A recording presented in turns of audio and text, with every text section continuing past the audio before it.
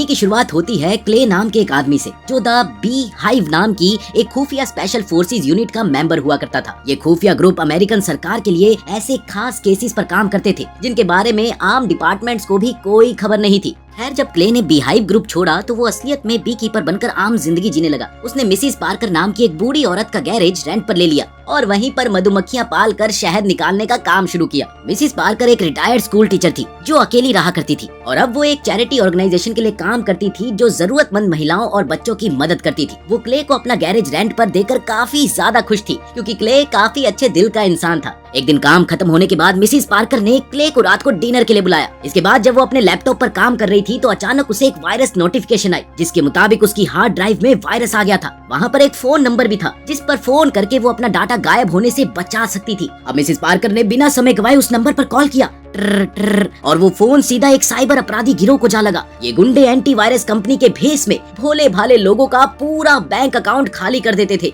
अब जैसे ही Mrs Parker ने फोन किया तो हैकर्स की टीम ने उनका कंप्यूटर हैक कर लिया और अब वो आसानी से उनकी सारी बैंक डिटेल्स देख पा रहे थे। वहीं मिसिस पार्कर को वायरस और डाटा गायब होने के बारे में कोई खास जानकारी नहीं थी, इसीलिए वो मैनेजर कार्नेट से इसे ठीक करने के बारे में बात कर रही थी। उसे समझ नहीं आ रहा था कि उसके लैपटॉप पर अपने आप विंडोज कैसे खुल रही थी। खैर, कार्नेट ने उसे समझाया कि ये सब कंपनी के वायरस हटाने के प्रोसीजर में शामिल है। इसके बाद कार्नेट ने मिसिस पार्कर से उनके बैंक अकाउंट की जानकारी मांगी। क्या आप अपने बैंक अकाउंट्स की जानकारी दे सकती हैं? और मिसिस पार्कर ने उसे जानकारी भी दे दी। तो कार्नेट ने कंपनी की तरफ से उसके अकाउंट में $50,000 भेज दिए, जिसे देखकर मिसिस पार्कर काफी ज्यादा हैरान हुई। $50,000! अरे उसे देखकर तो किसी की भी आंखें फटी की फटी रह जाए। लेकिन तभी कार्नेट ने उससे कहा कि उसने गलती से 500 की बजाय $50,000 भेज दिए हैं। अब उसने मिसिस पार्कर को बाकी के पैसे लौटाने के लिए कहा तो उन्होंने बिना ज्यादा सोचे समझे अपना पासवर्ड डालकर बचे हुए पैसे कार्नेट को लौटा दिए। लेकिन ऐसा करते ही कुछ ही पलों में उनका पूरा बैंक अकाउंट खाली हो गया। आखिरकार कार्नेट और उनकी टीम का मिशन कामयाब रहा। 7 करोड़! इधर ये सब देखकर मिसिस पार्कर के पैरों तले की जमीन ही खिसक गई क्योंकि न सिर्फ उनकी बचत के पैसे गायब हो गए थे बल्कि उनकी चैरिटी ऑर्गेनाइजेशन का भी सारा पैसा उड़ चुका था। उन्हें समझ नहीं आ रहा था कि अब उन्हें क्या करना चाहिए।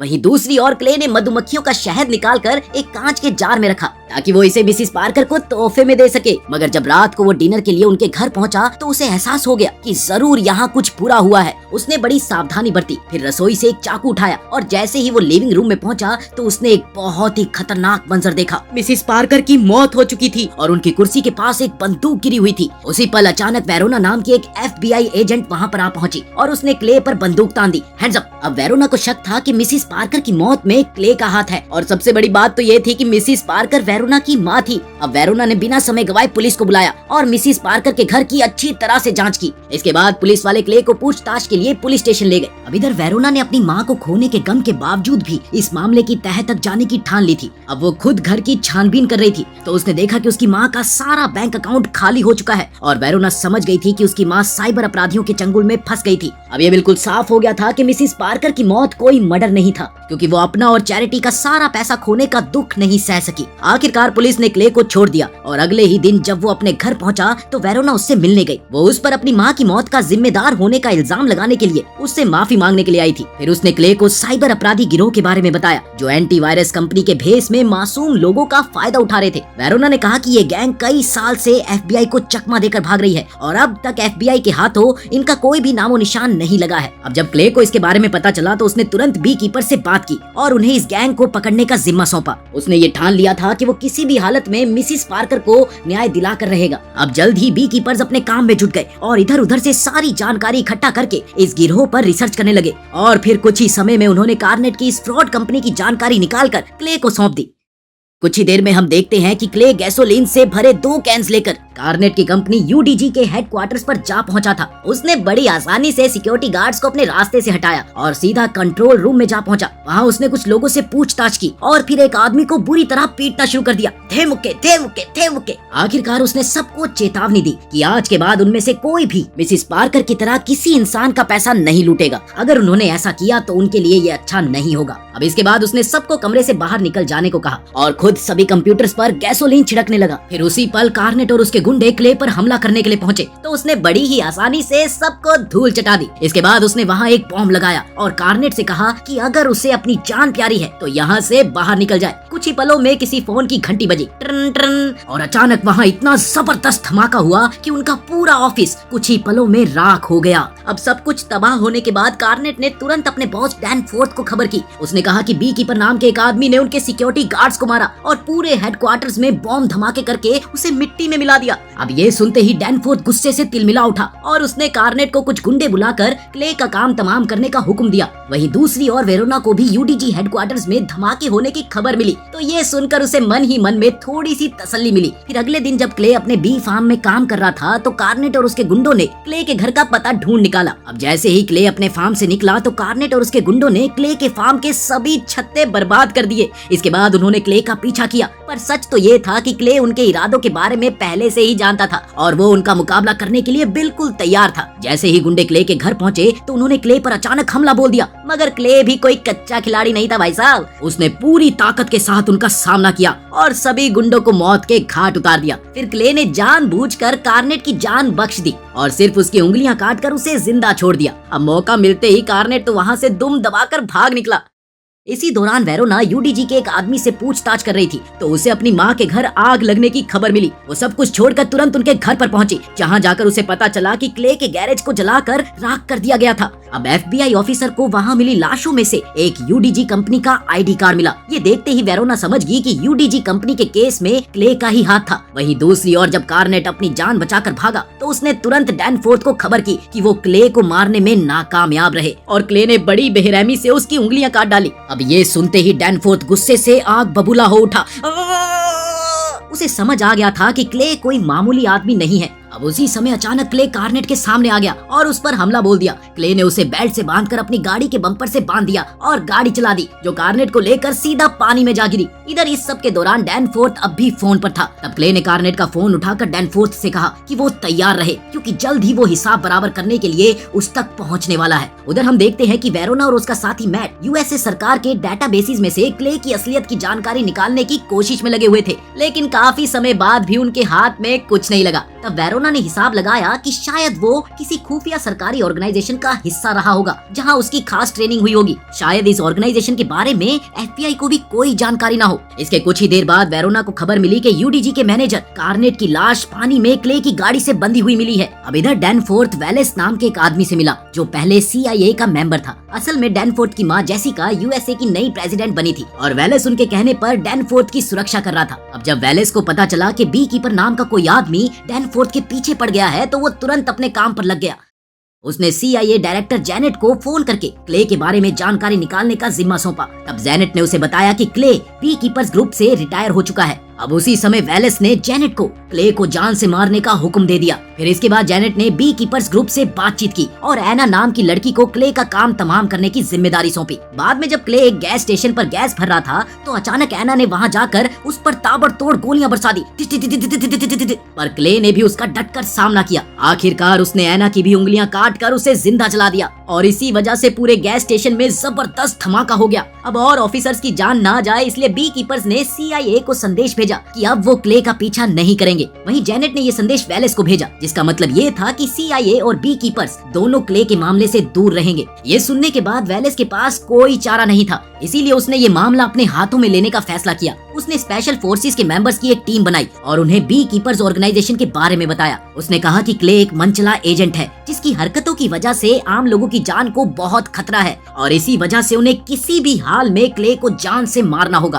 खैर फिर अगले दिन वेरोना और मैट तबाह हो चुके गैस स्टेशन पर पहुंचे तो उन्हें एना की जली हुई लाश मिली। ऐसा लग रहा था कि एना किसी खुफिया सरकारी ऑर्गेनाइजेशन का हिस्सा थी, मगर वेरोना ये नहीं जानती थी कि वो क्ले को मारने क्यों आई थी। वहीं दूसरी ओर क्ले ने एना की कटी हुई उंगलियों की मदद से उसके घर का लॉक खोला और उसका कंप्यूटर हैक कर लिया। फिर उसने कार्नेट के फोन का सिग्नल ट्राई किया और जल्द ही उसने डैनफोर्थ की लोकेशन का भी पता लगा लिया। इसके बाद उसने एना के घर से कई हथियार और बॉम्ब्स इकट्ठे किए और अपने मिशन के लिए निकल पड़ा।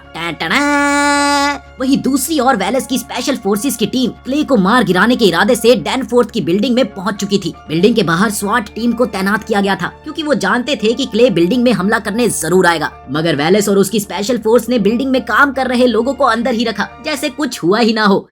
इस बिल्डिंग में NSU कंपनी का काम चल रहा था जो UDG की तरह ही आम लोगों का पैसा चुराते थे। कुछ ही देर में क्ले बिल्डिंग के बाहर आ पहुंचा और बिना समय गवाए स्वॉट टीम पर हमला बोल दिया। वो इतना जबरदस्त फाइटर था कि स्वॉट टीम का कोई आदमी उसके सामने टिक ही नहीं सका। आखिरकार वो बिल्डिंग के अंदर घुस गया और बड़ी आसानी से वहाँ काम करने वाले लोगों में मिल गया। पर जल्द ही एक स्पेशल फोर्सेस मेंबर ने उसे पहचान लिया और उस पर हमला बोल दिया। जल्द ही सभी ऑफिसर्स ने क्ले को ढूंढकर उस पर गोलीबारी शुरू कर दी, पर क्ले ने अपनी स्किल्स की बदौलत एक एक करके सबको मौत के घाट उतार दिया। इसके बाद क्ले ने NSU के मैनेजर रिको पर इस कंपनी के मालिक की जानकारी देने का दबाव बनाया। बता कौन है मालिक? रिको काफी घबराया हुआ था और उसने कहा कि इस कंपनी का मालिक बहुत ताकतवर आदमी है जिसका कानून भी कुछ नहीं बिगाड़ सकता। लेकिन इस पर क्ले ने कहा कि कोई भी आदमी इतना ताकतवर नहीं है जो उसके सामने टिक सके। क्ले ने ये ऐलान किया कि वो आम लोगों के साथ ऐसे घिनौने अपराध करने वाले आदमियों को जिंदा नहीं छोड़ेगा। आखिरकार रिको ने अपनी जान बचाने के लिए अपने मालिक का नाम पता बता ही दिया। लेकिन उसी समय वेरोना और उसकी टीम ने वहां आकर क्ले पर हथियार तान दिए, पर इस बार भी क्ले बच निकलने में कामयाब रहा।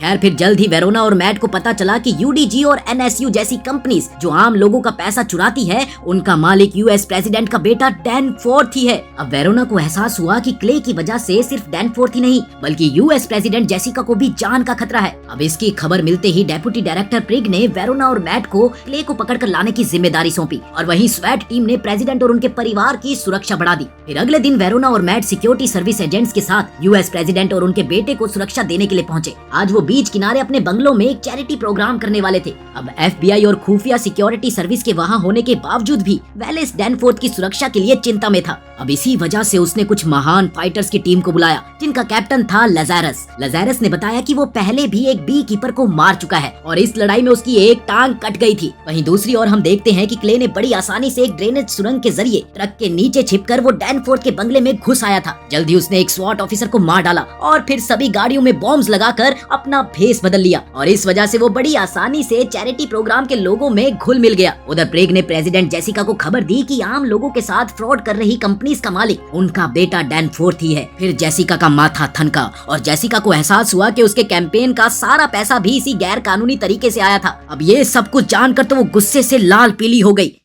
इसी दौरान वेरोना ने प्रोग्राम में क्ले को पहचान लिया और स्वॉट टीम को उसे पकड़ने का हुक्म दिया। अब जल्द ही स्वॉट टीम ने उसे बंदूक की नोक पर गिरफ्तार करने की कोशिश की तो क्ले हार मानकर अपने घुटनों पर बैठ गया। मगर सच तो ये था कि ये भी उसके प्लान का एक हिस्सा था क्योंकि उसी समय उसने चुपके से खुफिया एजेंट्स के सभी ट्रक्स में धमाके कर दिए और अचानक सभी ऑफिसर्स पर हमला करके डैनफोर्थ की जान लेने के लिए निकल पड़ा। उधर ऑफिस में जब जेसिका को अपने बेटे की काली करतूतों की खबर मिली तो उसने डैनफोर्थ की सच्चाई क्ले और पूरी दुनिया के सामने लाने का फैसला किया ताकि उन मासूम लोगों को न्याय मिल सके। अब इधर क्ले बिल्डिंग में घुसकर सीक्रेट एजेंट्स और वेलेस के गुंडों को बेरहमी से पीट रहा था। कुछ ही समय में वो प्रेसिडेंट के हॉल में पहुंच गया जहां पर लजारस और उसकी भयंकर हाथापाई हुई, पर क्ले इसमें भी जीत गया और अब वो प्रेसिडेंट के कमरे की ओर बढ़ा। तभी अचानक वेलेस उसके सामने आ गया। वो उसे डैनफोर्थ को मारने से रोकना चाहता था पर क्ले ने उसकी एक न सुनी बल्कि बदले में उसकी उंगलियां तोड़ डाली। भाई इसे दूसरों की उंगलियों से बड़ा प्यार है। खैर उधर प्रेसिडेंट के ऑफिस में डैनफोर्थ बेहद परेशान हो चुका था क्योंकि उसकी माँ पूरी दुनिया के सामने